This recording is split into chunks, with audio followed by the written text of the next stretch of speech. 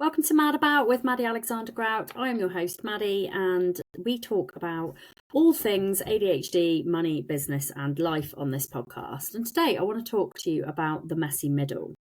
Now, I've got some sad news, two sorts of sad news. You're probably going to be more sad about one than the other, I'm going to guess. And I'm going to try and get through this podcast without being a blubbering mess, because I've already done one trauma dump on you in this season, so I'm going to try really hard to not do it again. Last Wednesday, my dad passed away. Really unexpectedly. He's been not great for a while. Like, if you've ever sort of heard me talking on my TikTok about my ADHD dad, you'll know that he's had quite a few strokes. He's had a heart attack. He has diabetes. He's gone blind. Like, lots and lots of different things have been going on. But the last time I saw him, which was like 3 weeks ago, when we went over to the Isle of Wight, he was really good. He was on really good form. Like, we went over to his flat. His flat was like really nice, looked clean. He looked like he was living quite well. He had food in his fridge. And we went out for lunch. We went for a day at the beach, and he was actually like making jokes like he used to do. And like, it was really nice. But I think they do sometimes say that there's like a little bit of a little bit of a peak before somebody goes. So I think that might possibly have been what it was. We're in the middle. We're in the messy middle, because we don't know how he died yet. His cleaner found him, and it was probably quite traumatic for her, but it's been pretty traumatic for us because it was really really sudden. So we had no time to prepare. We didn't get to say goodbye or any of those things. So it was pretty hard. I spent the first day crying my eyes out. Like, I couldn't function. Like, I didn't know how to be. I didn't know how to be without him, and that was really sad. I have since, done small things every single day to try and kind of stay on top of me, I guess. So on Saturday I went to the rugby, go Roses. I went to the cinema to see the Roses as well, which weirdly, like, my whole weekend has been about roses, actually, strangely. And I'm thinking about actually getting a tattoo to remember my dad. I'm getting two, actually. I'm going to get one of a sailboat and the Isle of Wight, and I'm going to get a rose for him as well when I get my one for my kids. So I'm thinking about that sort of a way to remember him. Like, I am, if you've read Mad About Money, my book, you'll know that I'm a bit of a daddy's girl. Like, me and my dad have always been really close. We had a bit of a time like in the middle where we had a messy middle. And today this podcast is all about the messy middle. I feel like I've been here for 6 months, maybe. The messy middle is kind of the part almost before you grow, the part before you realise who you are and what your purpose is and why you're showing up. And actually, like, I struggle, as you know, with PMDD. It's a very, very difficult thing to deal with. And, fucking hell, Dad, like, you could have chosen a better week to go and not be alive anymore. He chose this week. So I am 4 days away from my period. Like, I am coping, like, I guess as much as you can cope in this situation. Sometimes I'm like absolutely fine, and I'm in denial, and I completely forget that it's even happened or what's going on. And then, like, a memory will come into my brain, and I am just absolutely flooded, and I can't do anything other than sob my heart out. I think that's the thing. When you've got ADHD, grief is not a linear process at the best of times, but grief when you have ADHD is really tough because you have so much occupying your brain and a million different thoughts flying around. Like, I have to say that ADHD medication has been my fucking saviour this week. When I've remembered to take it, that is. Like, and actually on days where I haven't taken it, I have really noticed a massive difference, like, in a bad way. Like, I've been a lot more emotional. I'm not taking it to cut the emotions out. I am not suppressing my emotions. I'm not telling myself that I can't grieve. I absolutely am. But my way of coping with things is just to kind of crack on. It doesn't change anything when somebody dies. Like, I'm always going to be sad. Like, I'm probably going to be sad forevermore. Like, it's very, very difficult. And, it's something that I'm really struggling with. Like, my dad was such a massive part of my life, like in all times. Like, I talk about him a lot in the book, but he was also reading my book as well. And when I went to clear up his flat yesterday, and fuck my life. Like, I have never seen anything so disturbing. It looked like somebody had broken in. So clearly he wasn't well the last couple of days. And then, I had massive amounts of guilt. Like, when was the last time I checked in on him? Like, but he was a very proud man, and he was very much like, he didn't want me to be involved. Like, he wanted us to obviously be involved with his life, but he didn't want us to control him. And he moved to the Isle of Wight because he wanted freedom and he wanted to be able to live out his last years there. So he got his wish. The Isle of Wight was, we've had so many memories there. Like, the last 3 years, me and my family have been there on holiday. So we've spent loads of time with him. Some of it fun, some of it boring as hell. Like, he wanted to go to a steam train museum, and we went and rode on a steam train, and the kids just whinged throughout the whole thing. But he had a really good time. And, we have enjoyed like spending lots of time with him. And, I've been caring for him since he moved to the Isle of Wight, which has had its toll on me. From a mental perspective, because like there have been lots of things that he's done that have been just very ADHD. So he's locked himself out of his house several times because he's forgotten his keys. He always forgets his mobile phone.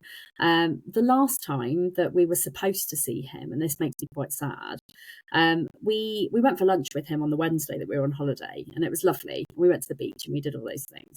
But we asked him to come to the zoo with us, and we arrived at the zoo, and I'd written down specifically the buses he needed to get to the zoo. It was like, right, you get on this bus here, you get on this bus here, and then we'll meet you there at 1.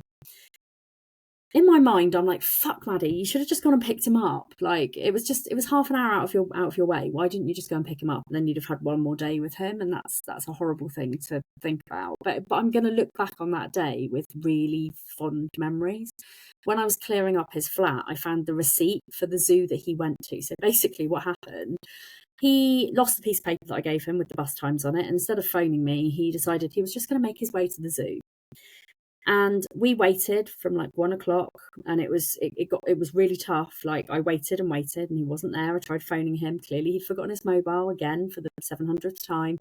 And by about 3 o'clock, I was like actually starting to get really worried because he hadn't turned up. So I drove over to his flat, and I remember feeling on the drive over to his flat, I remember thinking, I don't know what the fuck I'm going to find when I get there. It's going to be really hard. Like, he might have had a fall, he might have died. Like, it was horrible. And I just kept thinking, that's the last time I'm ever going to see him, and I'm going to feel really bad for not picking him up. I still feel bad for not picking him up.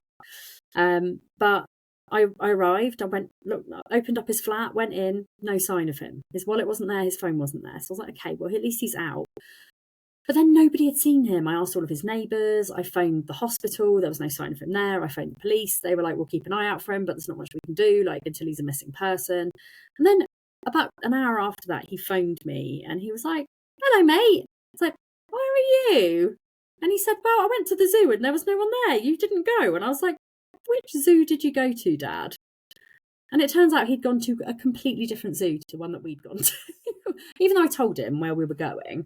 So yeah, my ADHD dad, like, I mean, the stories that I can tell you, and I probably will, like, when I'm feeling like a bit more kind of better about talking about it, I will talk about him more. But I had to get my ADHD from somewhere, and it was most definitely him. Also incredibly autistic, my dad. So yeah, we know where it comes from. But yeah, so that was the last time I saw him, sadly, even though it wasn't on that specific day. That was the last day I spoke to him, and like I've spoken to him since we got back once, just to tell him that we were completing on the house, but he never got to saw it. He never got to see it. So that was sad, because we just completed on our house.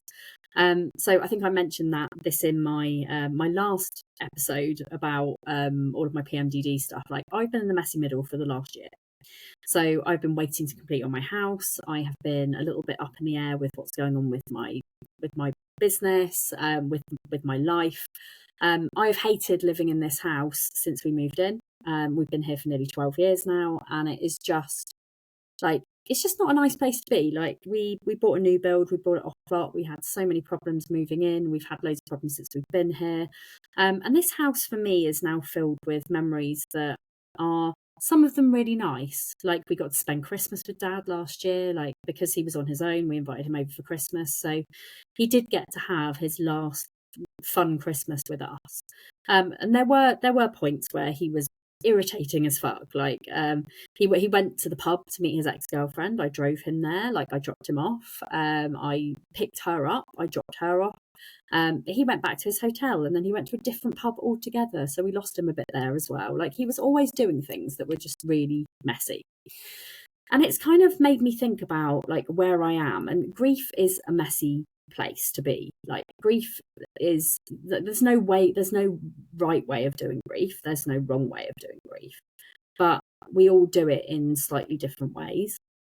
And my way is to kind of, I'm not being stoic. I'm also not like, I'm trying really hard not to just lie in bed and cry my eyes out all day because I don't feel like that's particularly productive.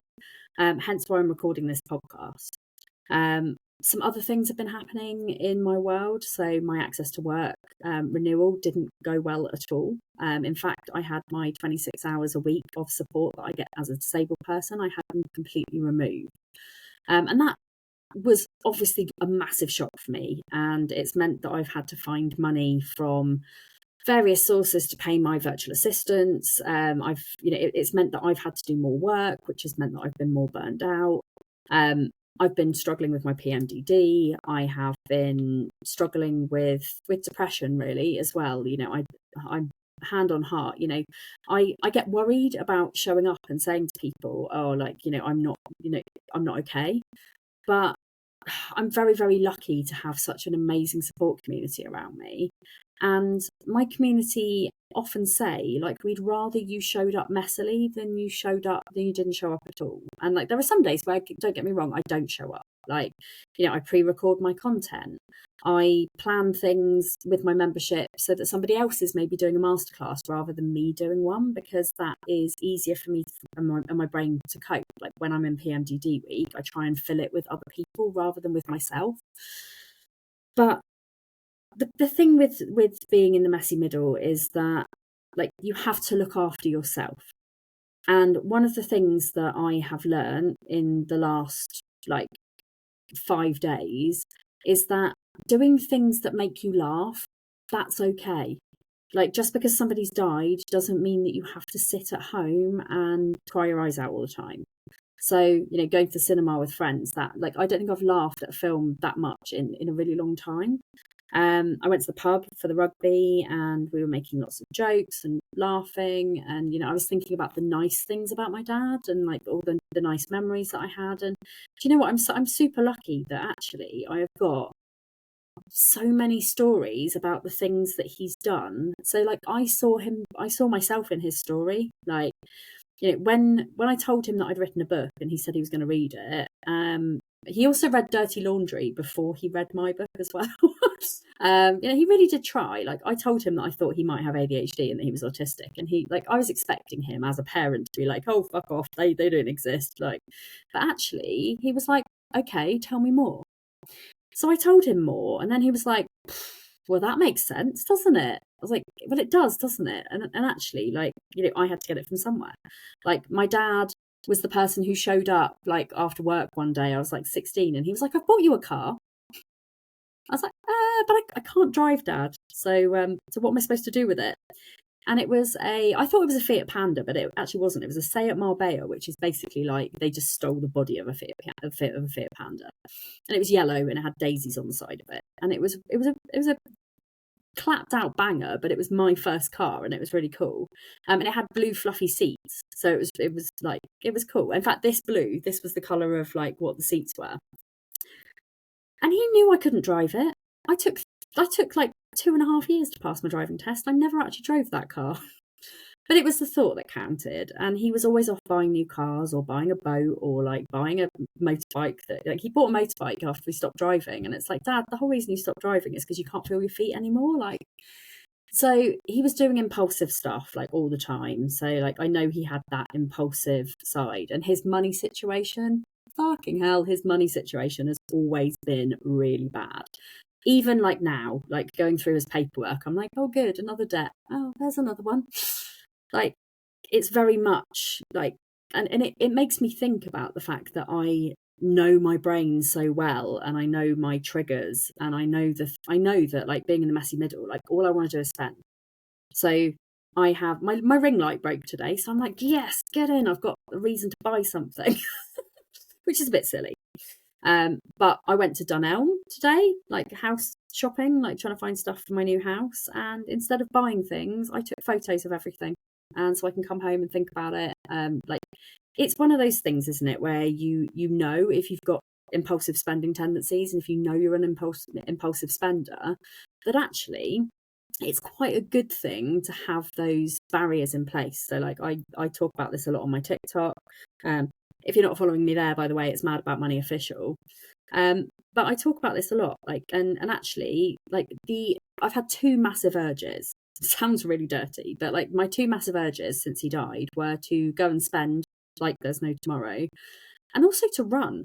Like that's a fucking weird thing for me to say because I don't run. Like I'm not the most fit of people. Like I have lots of hidden disabilities. I have an autoimmune disease, and running is like my idea of hell. I was the person who always forgot my PE kit because it was cross country day. Fuck that for a laugh. But this morning I went for my walk and I just had the overwhelming urge to run. So I ran.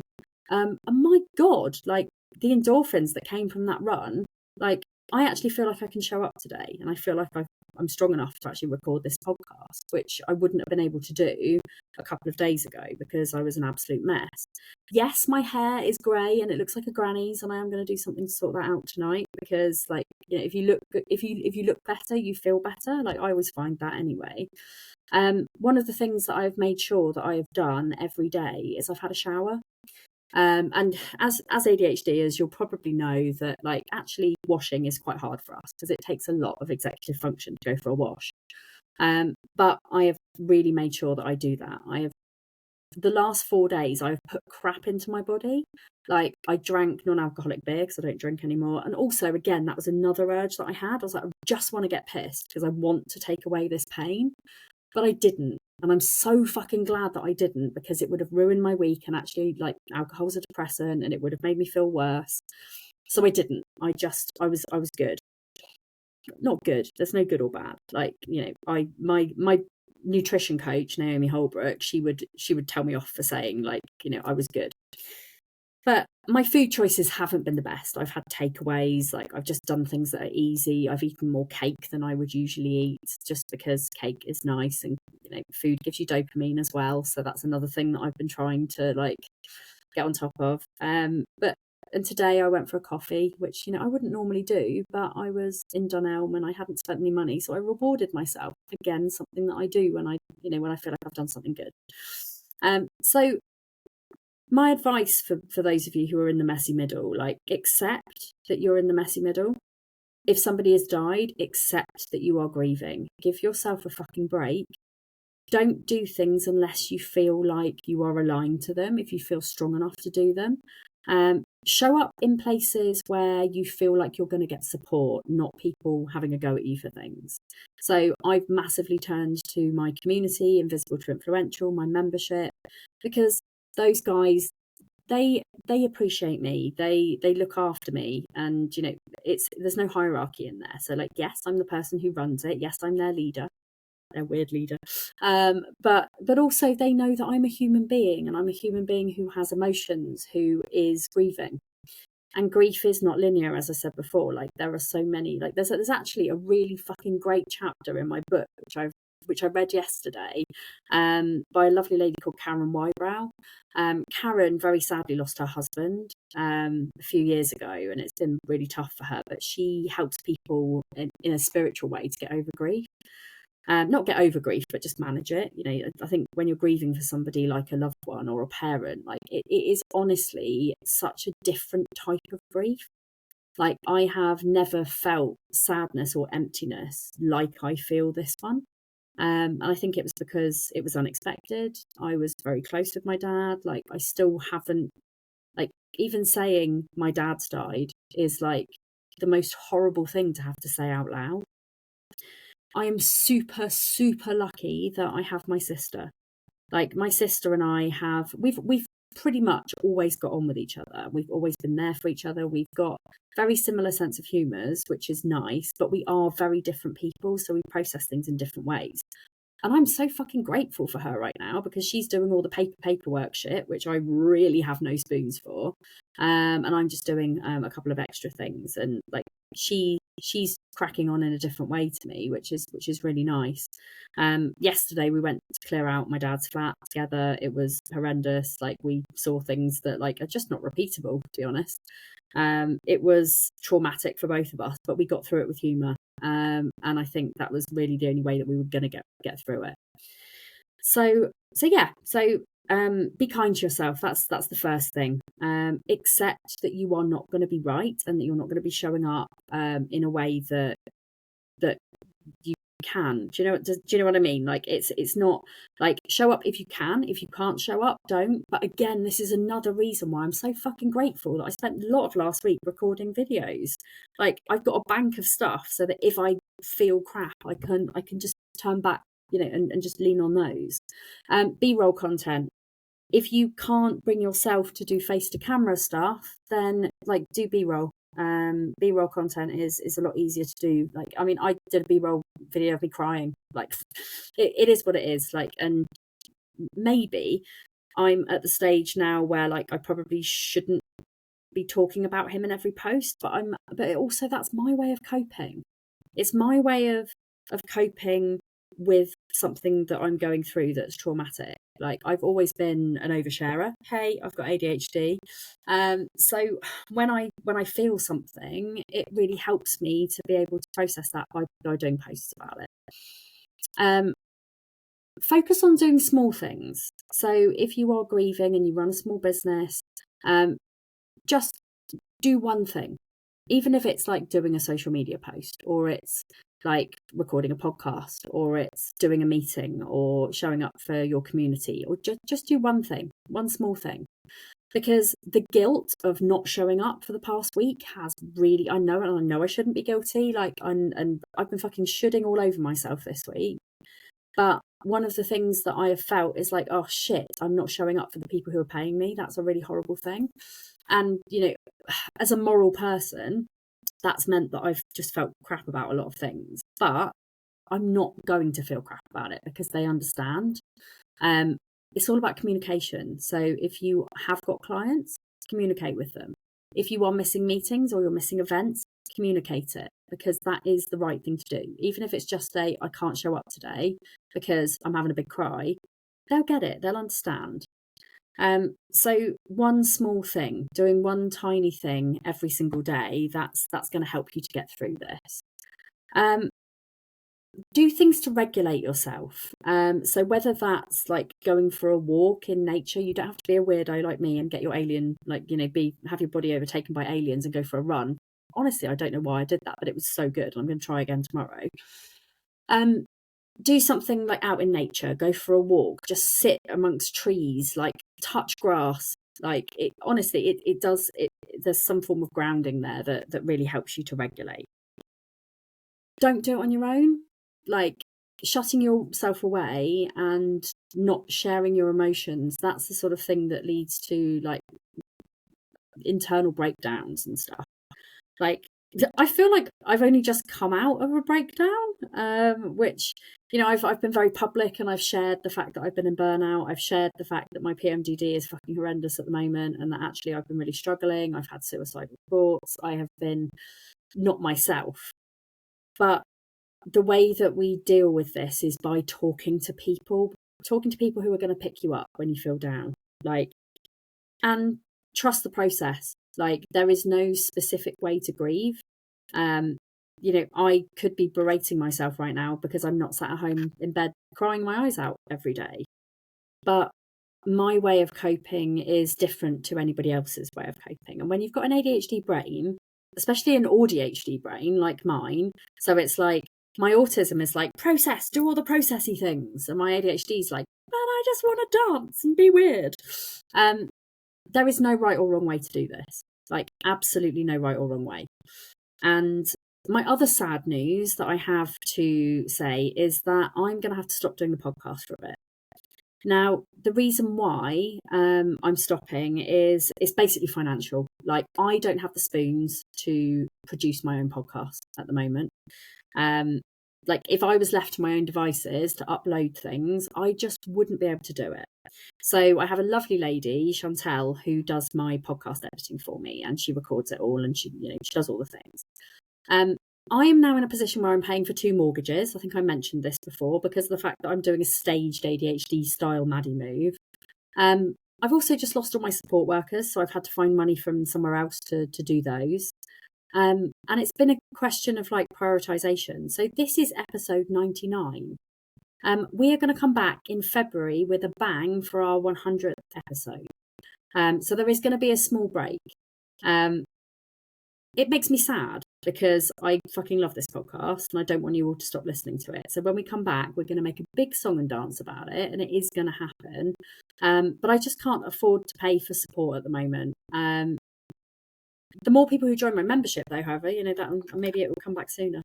So if you haven't joined my membership, do that.